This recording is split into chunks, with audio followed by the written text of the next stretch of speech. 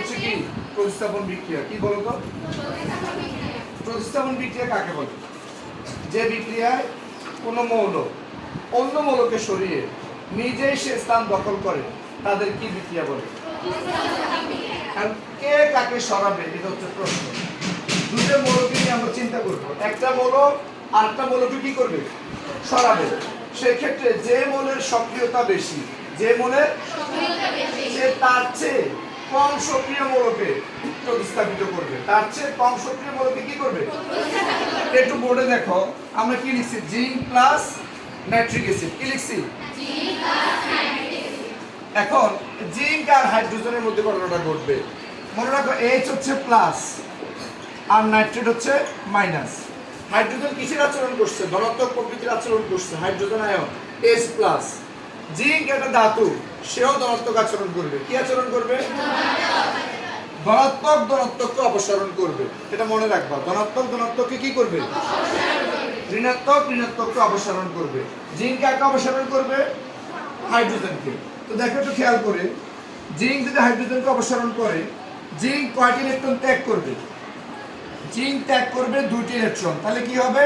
Zinc 2 plus. কি হবে? Zinc যে দুটি ইলেকট্রন ত্যাগ করলো, এই দুটি ইলেকট্রন গ্রহণ করবে কে জানো? H plus. কে গ্রহণ করবে? H plus. তো প্রথম H প্লাস একটা গ্রহণ করে হবে H। তাহলে আমার তো আরো একটা ইলেকট্রন রয়ে গেছে, ঠিক না? সেজন্য আমরা বাধ্য হই এখানে কত দিব? 2। 2 দিলে আমরা আরেকটা H প্লাস পাবো, আর কি পাবো? NO3 minus. তাহলে এখন এই যে আরেকটা H প্লাস, সে কি করবে? বাকি ইলেকট্রনটা গ্রহণ করবে। গ্রহণ করে কি হবে? H। H মিলে কি হবে বলো তো? H2। তাহলে জিঙ্ক 2 প্লাস আর নাইট্রেট দুইটা মাইনাস কি তৈরি করবে? জিঙ্ক একটা আর নাইট্রেট কয়টা? দুইটা। আর কি তৈরি হয়েছে? H2 hydrogen gas. এটা উড়ে চলে যাবে। এই যে জিঙ্ক নাইট্রেট, এটার নাম কি বলো তো? Zinc nitrate. এটা একটা কি বলো তো? এটা একটা লবণ। এটা কি? আর হাইড্রোজেনটা কি বলো তো? গ্যাস। এই চিহ্নটার মানে কি? এই চিহ্নটা হচ্ছে হাইড্রোজেন গ্যাস তৈরি হওয়ার পর এটা কি হয়ে যাবে? আচ্ছা গুড। এবার আমরা জিঙ্ককে দেখি একটু। এটা হচ্ছে জিঙ্ক। তোমরা কি দেখতে পাচ্ছ এটা কি? জিঙ্ক। দিয়ে একটু হাতে নিয়ে দেখতে পারো, বলো এটা কি? এটা হচ্ছে আমাদের জিঙ্ক। কি এটা? জিঙ্ক। সবাইকে তো দেখতে দেওয়া যাবে না, দিয়ে একদম দেখো, তারা হাতে আছে দেখছো নি? এটা কি? জিঙ্ক। তাহলে আমাদের এই যে জিঙ্ক আমরা দেখতে পাচ্ছি, দেখতে পাচ্ছ কিনা? জিঙ্ক কার সাথে বিক্রিয়া করছে? নাইট্রিক অ্যাসিডের সাথে। তোমাদের জন্য স্যার এখানে এই বিক্রিয়ার মধ্যে নাইট্রিক অ্যাসিড নিয়ে আসছে, আর সাথে কি নিয়ে আসছে? জিঙ্ক। আমরা এখন দেখব জিঙ্ক আর নাইট্রিক অ্যাসিড কিভাবে বিক্রিয়া করে।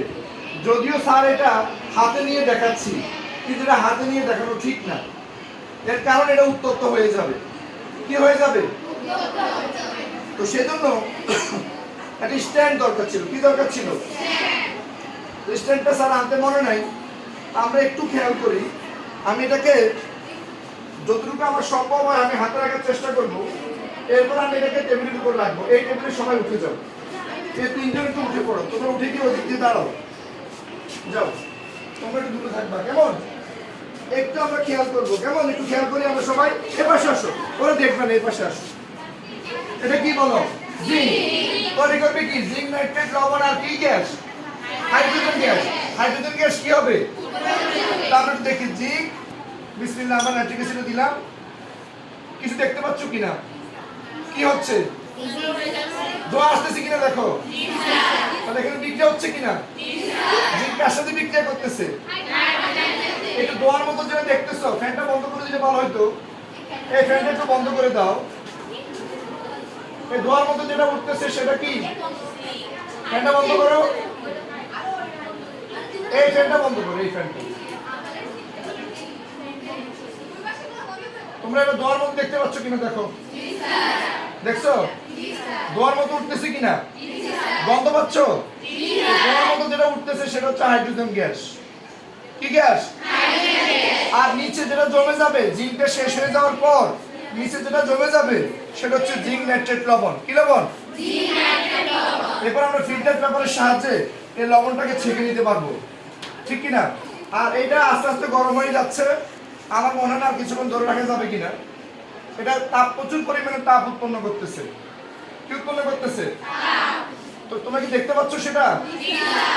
এখানে কে গ্যাসের সাথে বিক্রিয়া করতেছে? আর হাইড্রোজেন গ্যাসের গন্ধ পাচ্ছি? আমরা এটা কি দেখলাম? সরাসরি একটা বিক্রিয়া দেখলাম। তার সাথে কার?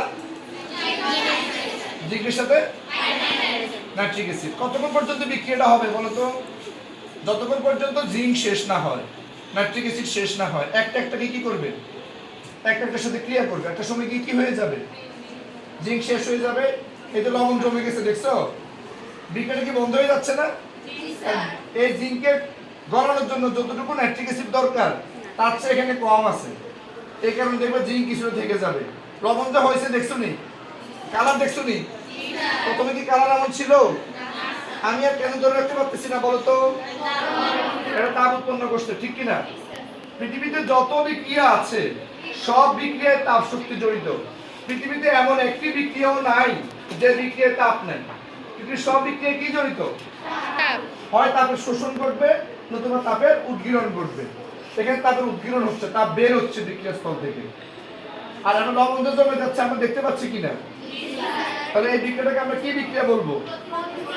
জিঙ্ক আগে প্রতিস্থাপিত করছে, প্রতিস্থাপিত করে কি তৈরি করছে? জিঙ্ক নাইট্রেট লবণ আর কি? Hydrogen gas. জিঙ্ক এখানে ধাতু, ঠিক কিনা? আর নাইট্রিক অ্যাসিডের H+ দুইটা H+ কে দুইটি ইলেকট্রন দিছে কে? জিঙ্ক। জিঙ্ক ইলেকট্রন দিয়ে কিসে পরিণত হয়েছে? জিঙ্ক 2+ এ।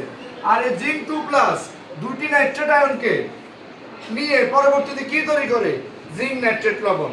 আচ্ছা বলো তো, জিঙ্কের ত্যাগকৃত ইলেকট্রন কে গ্রহণ করছে? H+। H+ গ্রহণ করে কিসে পরিণত হয়েছে? নিরপেক্ষ হাইড্রোজেন পরমাণু। নিরপেক্ষ হাইড্রোজেন পরমাণু। পরে দুইটা হাইড্রোজেন পরমাণু মিলে কি হয়েছে? H2 অণু হয়েছে, ঠিক না? আর H2 অণুকে আমরা কি হিসেবে পাইছি? হাইড্রোজেন গ্যাস হিসেবে পাইছি। কি হিসেবে পাইছি? Hydrogen gas. তাহলে এটা আমাদের গ্যাস, এটা উদ্বায়ী হয়ে যাচ্ছে, ঠিক কি না? এই বিক্রিয়াটাকে আমরা কি বিক্রিয়া বললাম? বলো তো, জিঙ্ক আর হাইড্রোজেনের মধ্যে কার সক্রিয়তা বেশি? জিঙ্কের। সেজন্য জিঙ্ক নাইট্রিক অ্যাসিড থেকে হাইড্রোজেনকে অপসারণ করে নিজেই সেই জায়গায় বসে গেছে, দেখছো? এর থেকে আগে কে ছিল? এখন কে আছে? তো জিঙ্ক কাকে অপসারণ করলো? অপসারণ করে জিঙ্ক ওই হাইড্রোজেনের জায়গায় বসে গেছে। সেজন্য এই বিক্রিয়াটাকে আমরা কি বিক্রিয়া বলছি? সবাই কি বুঝতে পারছো?